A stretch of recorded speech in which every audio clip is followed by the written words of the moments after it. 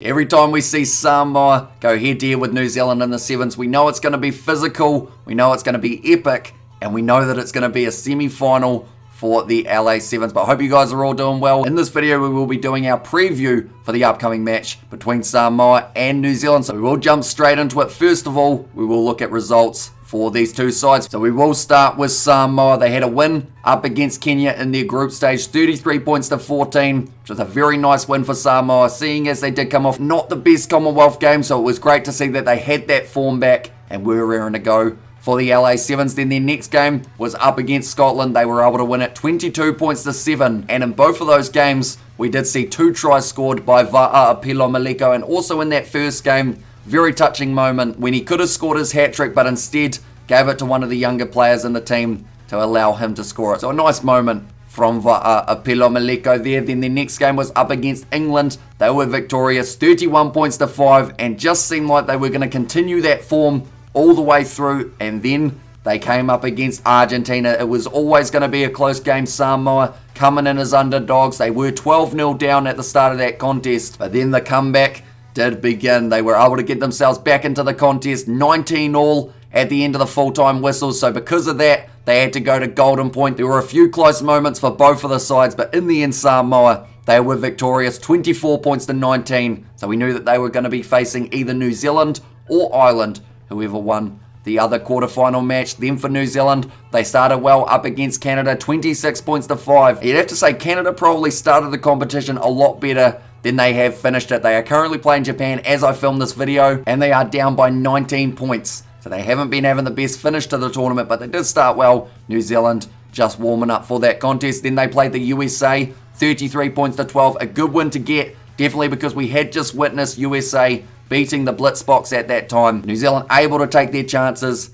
and score the 5 tries. And then the last game of the group stage was actually up against South Africa. It was a close encounter, but New Zealand narrowly sneaking it, 17 points to 14. So they made their way through to the quarterfinal. They were matched up against Ireland, a side that had never beaten them, but always get very close. This game wasn't that close though, surprisingly. Normally Ireland really pushed New Zealand, but this game just didn't seem to quite go their way. 29 points to 14 in favour of the Kiwis, so they booked themselves the spot in the semi-final up against Samoa. Now on the other side of the draw, it is Fiji playing Australia. Whoever wins that makes their way to the final, and they will play the winner of this game. But now looking through at important players for both of the sides, we did see that Melani Matavao did sustain some sort of injury at the end of that last game up against Argentina, but somehow that man still competed during extra time. So he had to dig deep, but he was able to get through it. So I assume he may not be in the starting lineup, which would be a big hit for Samoa, as they have been looking very sharp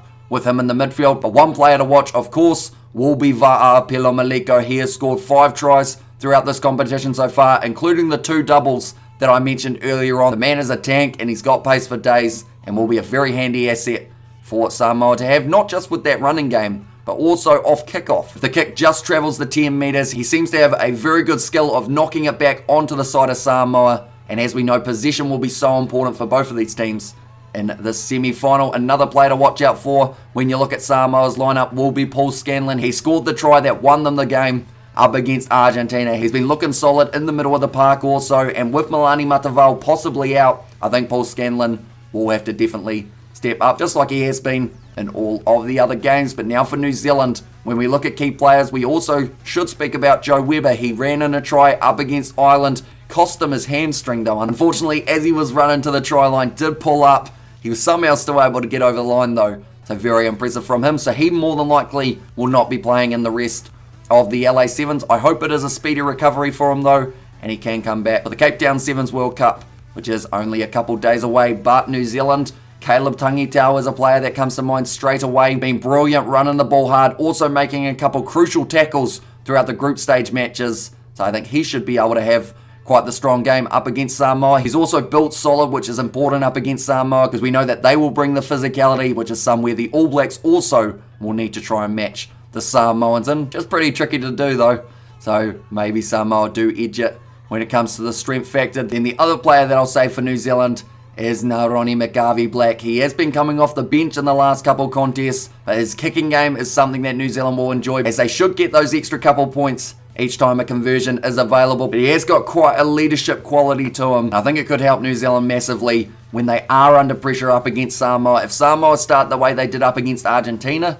maybe New Zealand take the early lead, but I wouldn't be surprised if we see Samoa absolutely firing on all cylinders throughout the early stages of the match, and then New Zealand find themselves a bit behind. But nonetheless, now we are up to that stage of trying to predict the score for this contest, the semi-final. Every time these two sides have played in the past, I think I've actually backed Samoa. So if I back New Zealand in this one, they will more than likely lose, but I'm going to say New Zealand win it, and I'll say New Zealand win it by 5. A close game, hard-hitting affair. Both of these sides want this badly to make it into the final and build momentum heading into the Cape Town Sevens. But thank you all very much for tuning in. If you did enjoy, be sure to leave a like and subscribe to the channel, and I will see you all for the next one.